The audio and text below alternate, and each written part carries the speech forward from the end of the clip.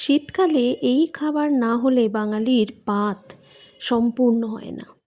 বাঙালির পাতে শীতকালে এই রেসিপি থাকবে না, এটা হতেই পারে না। হ্যাঁ, আপনারা ঠিকই আন্দাজ করছেন। আজকে আমি মটরশুঁটির কচুরির রেসিপি নিয়ে এলাম। মটরশুঁটির কচুরি শীতকালে প্রতিটা বাঙালির বাড়িতে হবেই হবে। আমি প্রতি বছর মটরশুঁটির কচুরি কয়েকবার বানাই। এবছর প্রথমবার বানানোর রেসিপিটাই আপনাদের সাথে শেয়ার করব। মটরশুঁটি খোসা ছাড়িয়ে নিয়ে ভালো করে ধুয়ে নিয়ে পেস্ট বানিয়ে নিয়েছিলাম। তারপর এই পেস্টকে তৈরি করে নিতে হয় একটা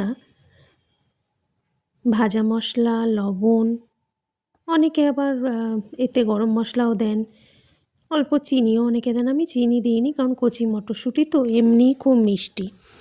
মটরশুঁটিগুলো সকাল সকাল খোসা ছাড়াতে শুরু করলাম। মটরশুঁটির খোসা ছাড়িয়ে আমি 1 কেজি পরিমাণ মটরশুঁটির কচুরি বানিয়েছিলাম, যাতে করে আমার মোটামুটি 45টা মতো কচুরির পুর হয়েছিল। এই যে এতটা পরিমাণ টোটাল মটরশুঁটি ছিল। এগুলোকে আমি খোসা ছাড়িয়ে রাখলাম। তারপর ভালো করে ধুয়ে নিয়ে পেস্ট বানাতে শুরু করতে হবে। মটরশুঁটি পেস্ট বানানোর সময় অল্প পরিমাণে জল দেবেন, খুব বেশি জল দেওয়ার দরকার পড়ে না। পেস্টটা বানিয়ে নিয়ে তারপরের কাজ স্টেপ বাই স্টেপ করতে হয়, তাহলে কোনো সমস্যা হয় না। একা হাতে করলে, স্টেপ বাই স্টেপ কাজ করলে সমস্যা হয় না। আমরা দুজন মিলে করেছিলাম, আমি আর আমার শাশুড়ি মা। এই যে পেস্ট বানিয়ে নিলাম, নিয়ে ফ্রাইং প্যানের মধ্যে সর্ষের তেল দিলাম। তার মধ্যে পেস্টটা দিয়ে দিলাম, মটরশুঁটির পেস্টটা তেল গরম হওয়ার পর দিয়ে দিলাম। আর এর মধ্যে একটু লবণ দিলাম, একটু ভাজা মশলা দিলাম।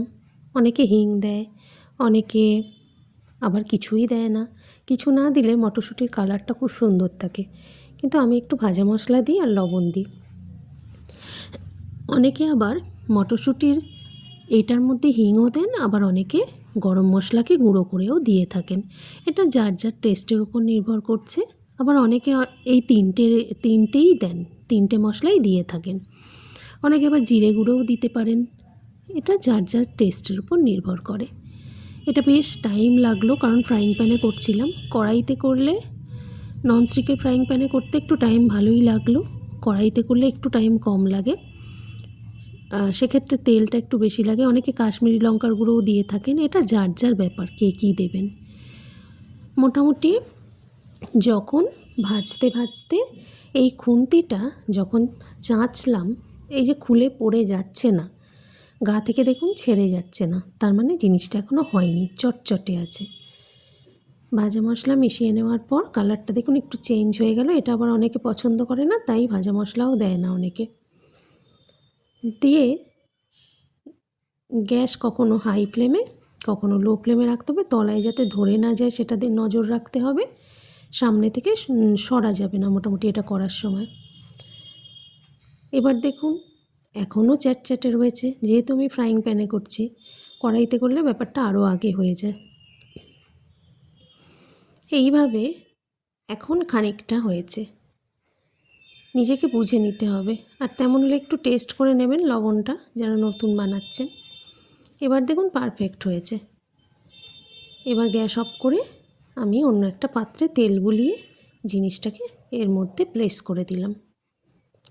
তারপরে বাকি কাজ শুরু করতে হবে। বাকি কাজ বলতে ময়দা মেখে নিতে হবে। আটা ময়দা আগে থেকে মেখে ফ্রিজে রাখলে কিন্তু কচুরি বা আলুর পরোটা খুব একটা ভালো হয় না, তাই ময়দা ডাইরেক্ট মেখে নিয়ে টাটকা টাটকা আমরা দুজন মিলে পুর ভরে নিচ্ছি। পুর ভরার একটা পদ্ধতি আছে, আমি বারবারই দেখিয়ে দিই। পুর এইভাবে ভরলে ভিতর থেকে বেলার সময় আমি যদি 100টাও কচুরি ভাজি, ভেতর থেকে কিছু বেরোবে না, এমন সুন্দর করে বেলে নিতে পারবো।